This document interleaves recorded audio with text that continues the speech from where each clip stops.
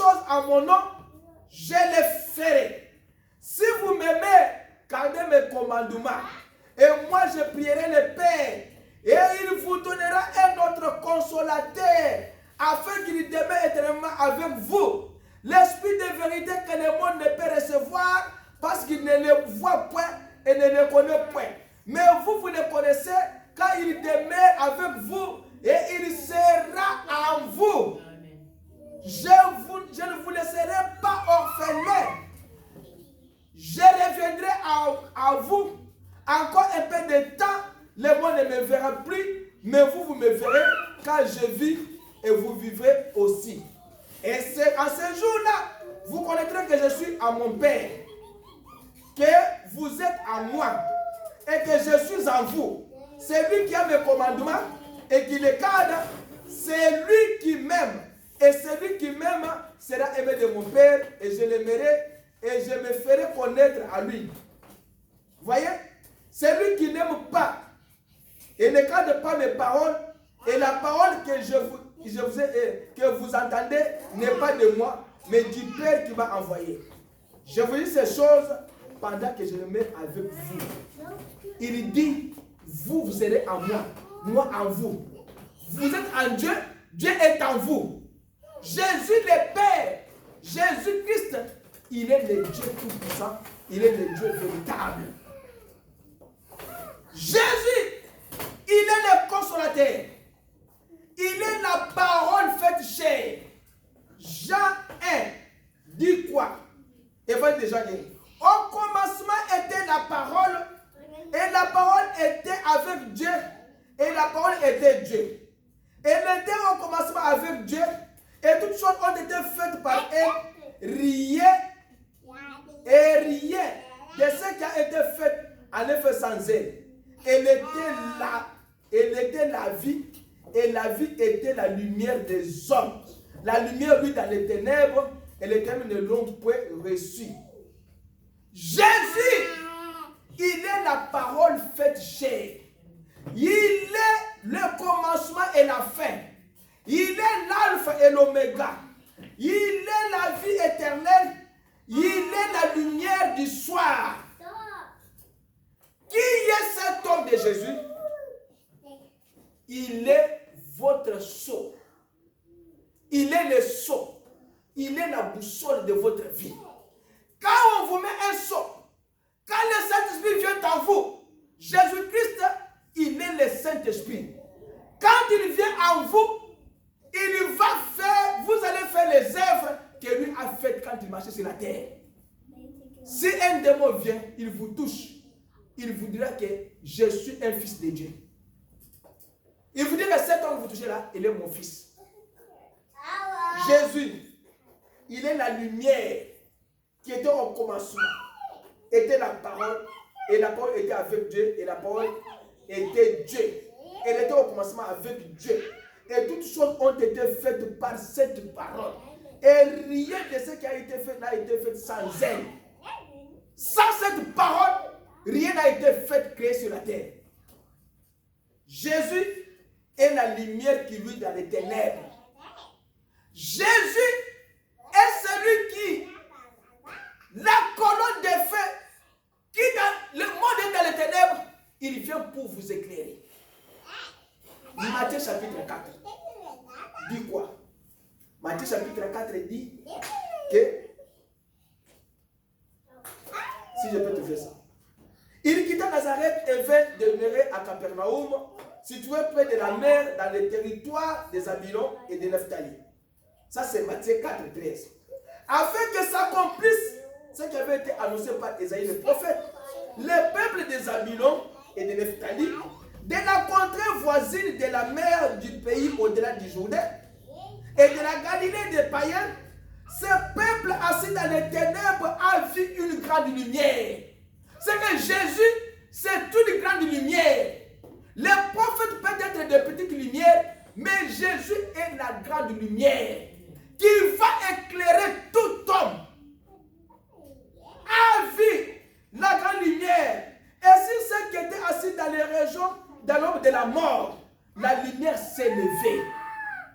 Jésus, qui est cet homme de Jésus? Il il est la grande lumière. Il est celui qui dissipe les ténèbres de votre vie. Quand votre vie est ténébreuse, et vous n'avez jamais connu votre adversaire, les prières que nous allons commencer à faire le dimanche prochain, c'est que Dieu nous révèle qui sont nos adversaires, qui sont nos ennemis. Parce que nous voulons que la lumière s'élève sur nous. Nous voulons que Dieu puisse s'élever comme un puissant vainqueur sur nous. Que Dieu nous dise réellement qui sont nos ennemis, qui nous combattent. Et nous devons combattre selon la limite de l'ennemi. Et nous devons faire la prière selon les problèmes que nous avons. On a tant de problèmes. On a tant de problèmes de famille. Des problèmes qui nous entourent. Mais nous voulons finir avec tous ces problèmes. Nous voulons que Jésus, qui est le Père de la vie, nous donne cette vie-là. Nous voulons être libres. Nous voulons être soulagés. Nous voulons que Dieu nous parle et nous dise réellement pourquoi nous sommes là. Qui est cet homme de Jésus? Je vais dire Jésus là. Apocalypse 1. Je lis d'abord ça. Après, je dois lire autre chose. Apocalypse, chapitre 1. Il dit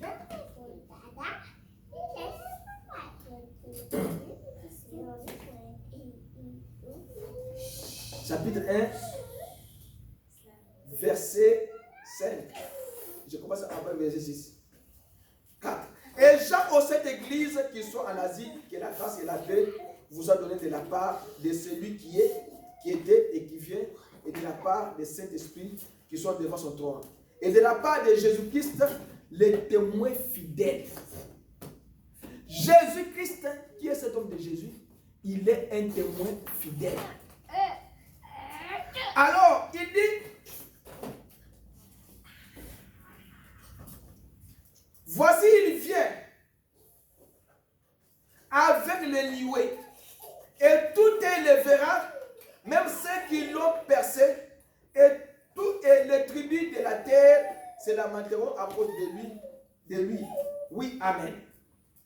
Il est qui? Je suis l'alpha et l'oméga, dit le Seigneur Dieu. C'est lui qui était, qui vient, le Tout-Puissant. Donc Jésus-Christ, il est l'alpha de votre vie et il est l'oméga. Il est celui qui est présent, qui était passé et qui vient futur. Il est qui? Le Tout-Puissant. Il est le Père éternel. Il dit que ce n'est pas lui, Jean. C'est celui-là, le Tout-Puissant-là, le témoin fidèle, celui qui était, qui est et qui vient, qui est le Seigneur Jésus-Christ. Il dit quoi? Qui est cet homme de Jésus? Je prends un Jean. Il est le Dieu véritable. Il dit, 1 Jean 5, 20, nous savons aussi que le Fils de Dieu est venu et qu'il nous a donné l'intelligence pour connaître le véritable. Et nous sommes dans le véritable en son Fils Jésus-Christ, celui qui est Dieu véritable et la vie éternelle. Amen. Cet homme de Jésus, je termine par Esaïe, c'est lui qui est le Dieu véritable. C'est lui qui a la vie éternelle et qui est la vie éternelle. Et nous sommes dans le véritable. Maintenant, je termine par Esaïe. Esaïe dit quoi? 60, 9 et 53. Esaïe 60. Lève-toi, sois éclairé, car ta lumière arrive. Même si vous pleurez, levez-vous. Soyez éclairés, parce que votre lumière est déjà là. Ici, Esaïe parle dans le futur. Comme Apocalypse 1 dit, il est celui qui était et qui vient. Esaïe parle du futur. Mais ici, on vous dit, lève-toi, sois éclairé, car ta lumière est déjà là. Amen. Ta lumière ne viendra pas. Vous avez déjà la lumière du soir avec vous. L'obscurité, il dit que voici les ténèbres couvrent la terre. Et l'obscurité, le peuple. Mais si toi, l'Éternel s'élève sur toi, sa gloire apparaîtra. Même si les ténèbres couvrent la terre, couvre tes voisins, couvre ta famille, ne regarde pas à ça. Il dit, mais sur toi, l'Éternel s'élève, et sur toi, sa gloire apparaît. Ne t'inquiète pas de ton problème. Nous allons résoudre. Dieu va résoudre ton problème. Dès la semaine, dès maintenant même, avant que nous commencions de prier la semaine prochaine, Dieu commence à résoudre vos problèmes aujourd'hui. Il te dit seulement que lève-toi, sois éclairé, car ta lumière est déjà là. Ta lumière n'arrive pas. Non. Ne mettez pas au futur. Ça, c'est Esaïe qui leur disait, parce que Jésus n'a pas fait que ça devait venir. Mais, il dit que ta lumière est déjà là. Toi, sur toi s'élève cette lumière. Et sur toi, sa gloire va apparaître. Et le monde verra comment Dieu va te transformer. Et comment Dieu sera béni.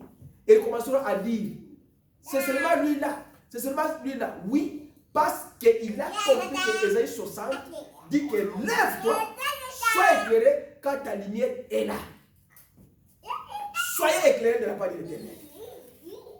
Esaïe 53. Il dit quoi? Qui a cru à ce que nous a été annoncé?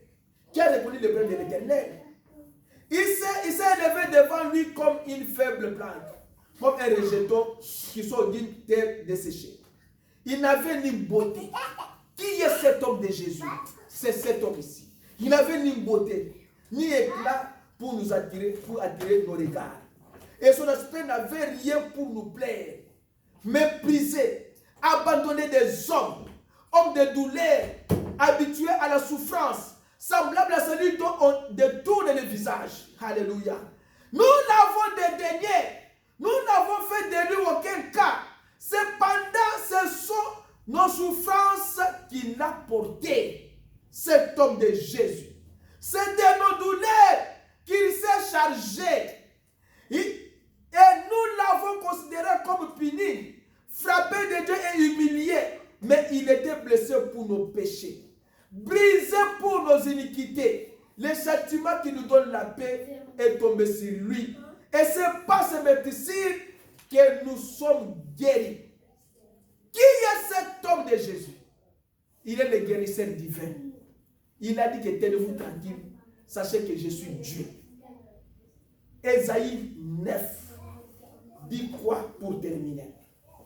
Esaïe 9 dit, un enfant nous est né, un fils nous est donné, et la domination repose sur son épaule. On l'appellera admirable. L'homme de Jésus, il est admirable. Le meilleur conseiller, c'est lui. Quand vous avez vos problèmes là, n'allez pas consulter les charlatans. N'allez pas consulter les gens à gauche à droite. Consultez l'Éternel. Il est le conseiller principal général. Il est le Dieu tout-puissant. Le Père éternel. Il est le prince de la paix. C'est celui-là, le Seigneur Jésus-Christ. Il est le lys de la vallée. Il est la manne cachée. Il est l'alpha, il est l'oméga.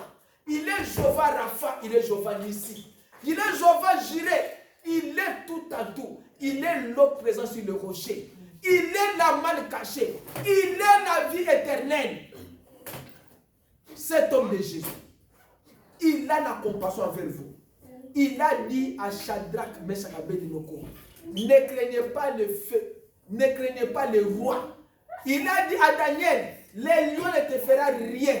Moi, Dieu, j'ai déjà pris la situation au contrôle. Quand votre situation demeure, c'est parce que vous n'avez pas encore montré à Dieu ses grandeurs. Montre à Dieu ses grandeurs. Dis-lui, Seigneur, toi tu es dans la Bible. Même au faux lieu, tu sauves les gens, tu avais sauvé quelqu'un. Ma maladie à moi, je veux que cette maladie prenne fin. Et que mon ennemi tombe. Et ton ennemi la tombera. Nous n'avons jamais dit à Dieu exactement ce que nous voulons dans la prière. Nous allons entrer avec vous dans la prière pour demander à Dieu, Seigneur, ma maladie, la maladie là qu'on m'a collée, ce n'est pas ma maladie. Moi, je n'ai pas une maladie. Moi, j'ai la guérison en moi. Parce que toi, tu as dit, tu es celui qui donne la guérison dans un corps malade. Tu es la résurrection et la vie. Tu as résisté Lazare. Tu avais trouvé une femme qui avait perdu son fils. Tu avais touché le cercueil et le fils était venu à la vie. Dieu, il est l'admirable. Il est le conseiller. Il est le Père éternel. Cet homme de Jésus, il est le Dieu véritable. Il est la parole. Il est la lumière.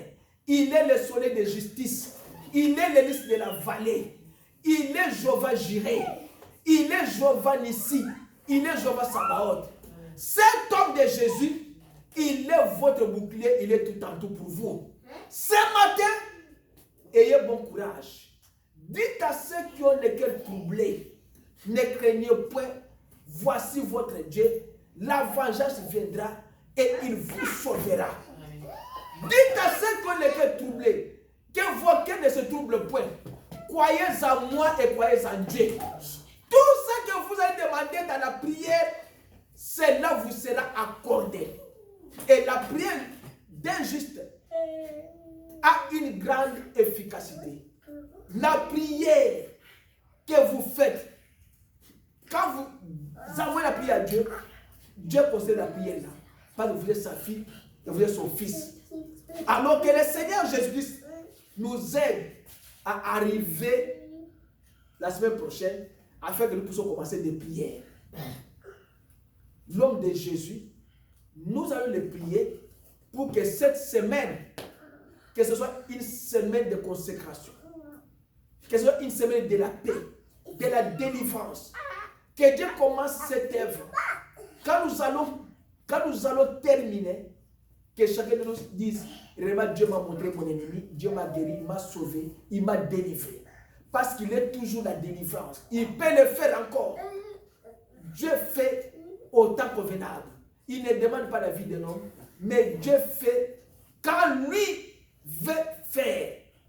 Et il le fera pour votre vie. Que le Seigneur vous bénisse. Acclamons le Seigneur Jésus-Christ. Alors nous allons nous mettre debout et nous allons chanter et prier.